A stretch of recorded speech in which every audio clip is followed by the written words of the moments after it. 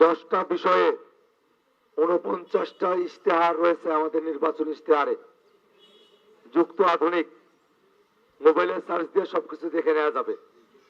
আখতার হোসেনের নির্বাচন ইশতেহার দেখবেন 10টা বিষয়ে আমাদের 49টা পরিকল্পনা আছে।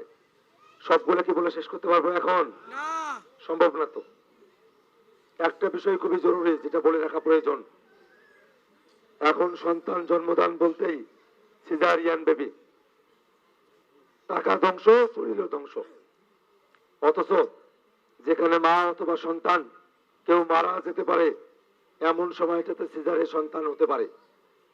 অন্য সবগুলো সময়ে যাতে নরমালে আমাদের মায়েরা সন্তান জন্মদান করতে পারে, এই জন্য আমরা একটা মেডিকেল চেম্বার বানাবো।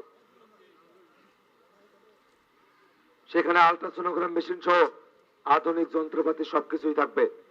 পরীক্ষা নিরীক্ষা করায়া ভালো ডাক্তার, ভালো নার্স, প্রশিক্ষিত ধাত্রে দিয়া আধুনিক নিয়মে পরীক্ষা নিরীক্ষার পর স্বাস্থ্যসম্মত উপায়ে আমার মায়েরা সন্তান জন্মদান করতে পারবে। এই জন্য আমরা একটা মেডিকেল চেম্বার বানাবো ইনশাল্লাহ। বলতে পারেন যে কবে বানাবেন? পরের 5 বছর পরে আসি আবার কইবেন? কারণটা কি জানেন? এটাই তো হয়ে আসতেছিল। আচ্ছা, আমাদের কাউনিয়া পীরগাছা মেডিকেল আছে না?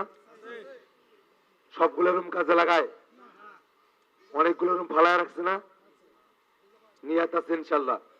আল্লাহ যদি আমাকে শাপলা কলি মার্কায় কবুল করে তাহলে 1 মাসের মাথায় মেডিকেলের 2-3টা রুম নিয়ে আমরা 1 মাসের মধ্যে মেডিকেল চেম্বারটা বানিয়ে ফেলাবো ইনশাল্লাহ।